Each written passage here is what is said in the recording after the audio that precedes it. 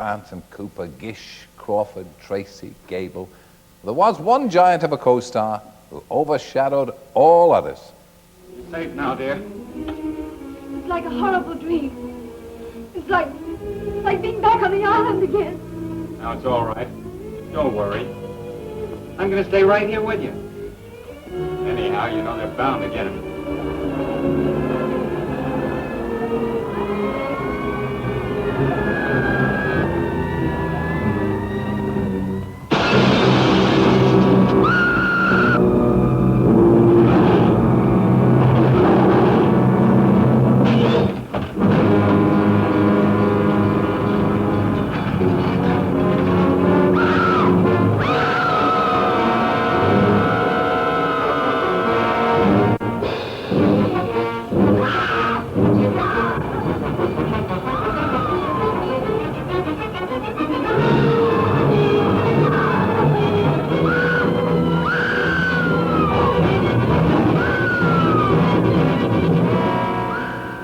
King Kong, of course, and naturally, Fay Wray.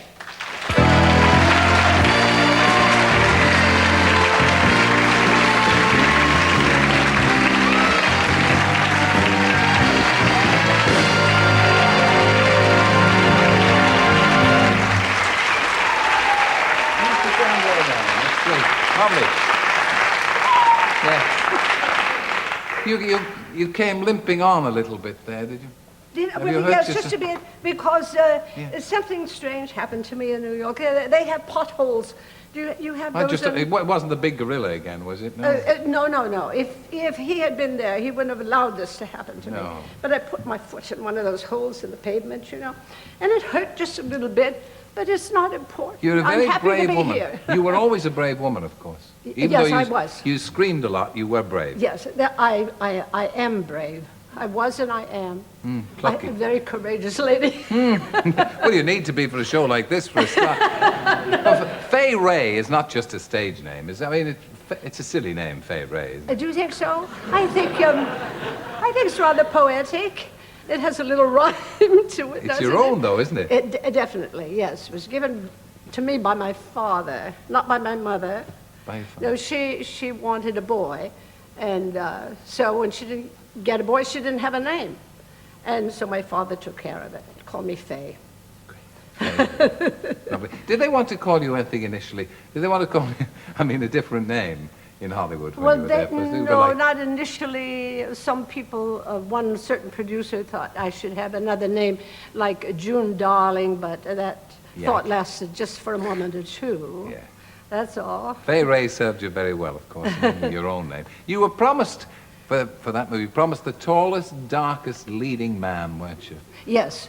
The man who made that film really said that to me first off when I went to talk to him about the playing this part, and he said, Fay, you're going to have the tallest, darkest leading man in Hollywood. And you thought, who did you think it was going to be? I was hoping it was going to be Cary Grant.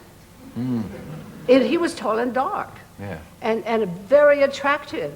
And then when they showed me the fellow they had in mind, he was less attractive. But he was a brunette. Definitely, yes, he was. But you were a blonde in that movie, weren't you? Only out the graciousness of Max Factor, who made a wig for me. Well, why did they want you to be a blonde? Do blondes have more fun, or you know? I think it was just the image of the dark fellow and the blonde lady, and he'd known nothing but brunettes in all his life. So to present him with a blonde, I think was... No wonder he got so excited. I think that's it, yeah. They're on Skull Island. How tall was King Kong? Big fella. It depends on your imagination. Sometimes I had to imagine him being like 20 feet, sometimes 40 feet, and I was in charge of that. In my own imagination, I could have him any size I wanted.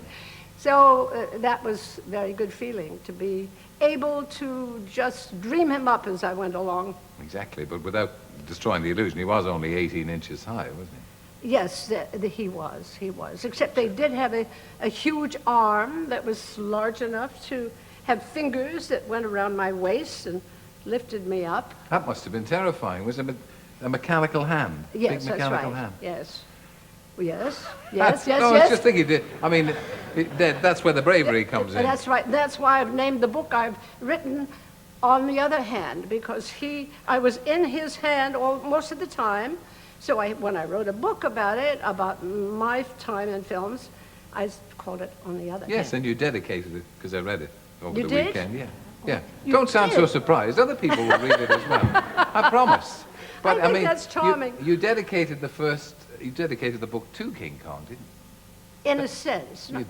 because I addressed a letter to him in the beginning.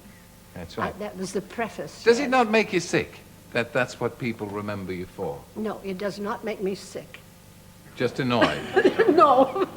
Actually, over the years, it's become rather a nice feeling to have a public relations individual like Kong, because he is known everywhere, I think.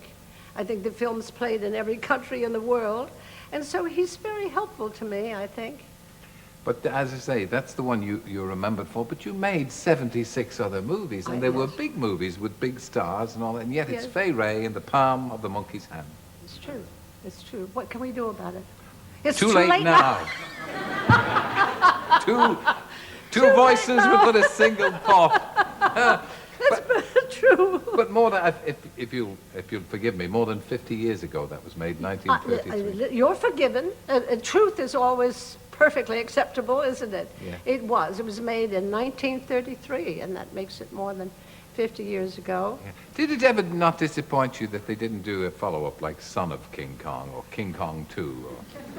Well, they did several King Kongs, but they didn't Yes. invite me, and I'm so glad they didn't. But I did you mean, see- one is enough. One good one is enough, isn't it? Have you seen the latest one, the one that they made in about 76 with No, Jessica Lange in it? You No, I see that? didn't see that. Mm-mm.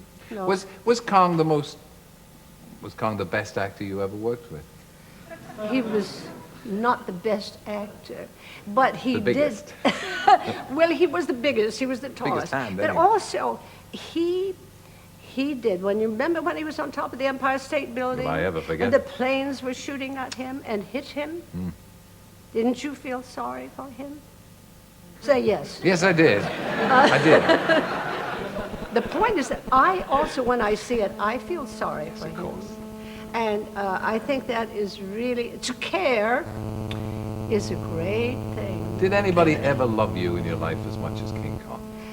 Yes, but I'm not telling too much about that. Perfectly right.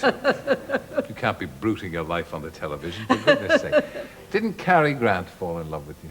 He thought so, and that was lovely. That was lovely to have him imagine that he was, because he had a beautiful kind of sparkle and flame behind his eyes when he was interested, and when he talked to you, he could just make you feel like there was nothing else in the world but you.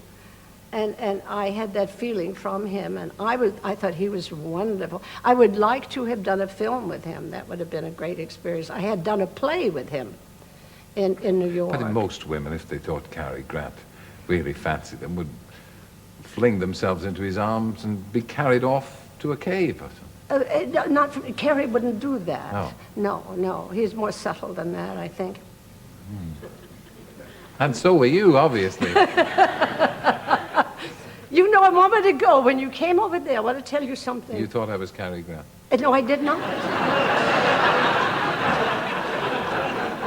Then you I must have thought I was King Kong. No. No. I thought just for a moment you were someone I'd heard about who plays soccer. But the thing is that, you know what you did was you did like that to my cheek. Yes. That's right. And I thought, ooh, he's fresh. Oh.